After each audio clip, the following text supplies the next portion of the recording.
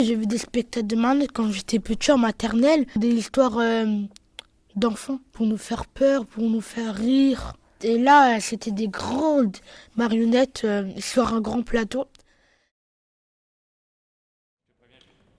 Mais on pourrait dire que c'est des marionnettes du futur. Je dirais que c'est un personnage plus ancien que futuriste. J'aimerais pas les toucher. On dirait qu'elle a des petites larmes qui veulent sortir.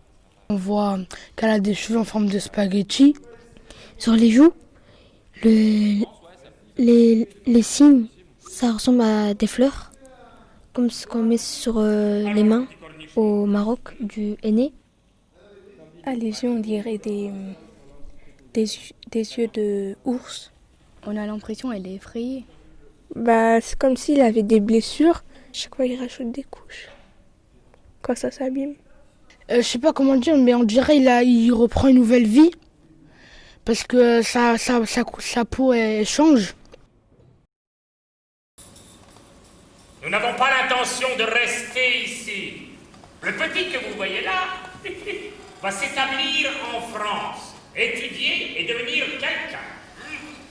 C'est bon, vous pouvez entrer. Mais la circulation à l'intérieur du pays est réglementée pour les gens comme vous.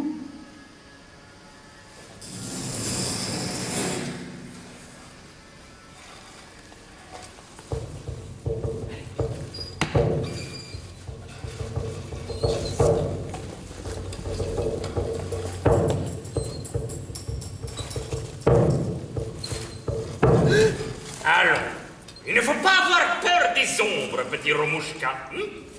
Allez.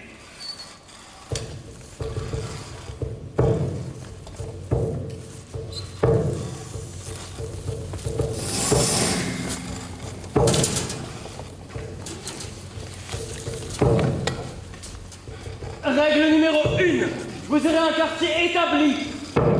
Règle numéro 2, sans autorisation d'en sortir. Règle numéro 3, vous devez respecter le couvre-feu. Règle numéro 4, la littérature est interdite. Très bien, nous lirons dans le noir. Bah, je ne sais pas d'où ils viennent. Peut-être ces marionnettes, on dirait qu'ils viennent de l'Afrique, précisément vers le désert. On dirait peut-être même des nomades. Je pense qu'elles viennent d'un pays qui est froid, je pense l'Antarctique. Ces marionnettes viennent de la campagne de l'Inde. Je pense qu'elles recherchent la liberté et le bonheur. Tout est possible. Peut-être s'ils arrivent en France, ils seront peut-être époustouflés par le pays. Si j'étais à la place des marionnettes, j'aurais la haine. Parce que faut respecter les règles. Parce que on n'a pas le droit de sortir, tout ça.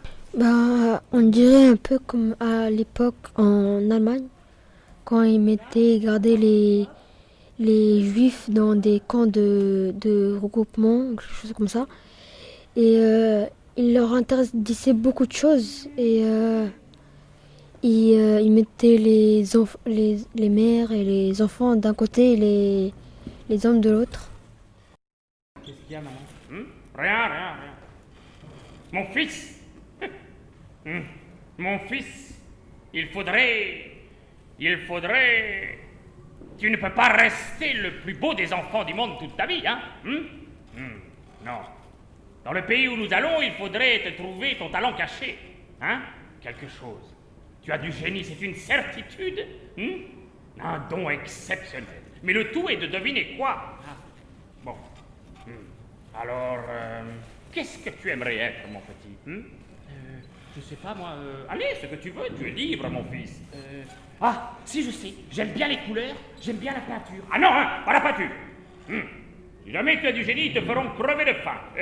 Non, trouve-nous autre chose, mon petit. Trouve autre chose, hein? Je sais pas, moi. Je sais pas, j'aime bien les papillons, j'aime bien les cerfs-volants, tout ce qui vole. Non, je sais, mon fils. Tu seras un grand musicien. Ah bon? Oui, le plus grand musicien que cette terre n'ait jamais porté. Yedi Menuhin. Ah bon? Violoniste. Je sais ce que je dis. Давай, сыграй, Ромушка, давай, да, экспрессивно давай, да, ре, фа, давай, си, да, давай, нет, visiblement tu n'as pas de talent hein, pour le violon. Nous allons trouver autre chose. La petite marionnette, elle a pas le droit de choisir, c'est sa mère qui choisit pour elle. On dirait qu'il a un peu de désespoir, lui qui voulait faire de la peinture, du dessin ou des trucs volants. Il se retrouve faire un musicien. Cette marionnette enfant pourrait dessiner les paysages, des fleurs, des maisons. Elle vole au-dessus des fleurs roses. Survoler un paysage d'art, de l'art, des couleurs vives partout. On est dans de la poésie. Cette histoire me touche parce que le petit il a envie de faire des choses dans sa vie mais il peut pas et quand je vois son visage il a un visage triste.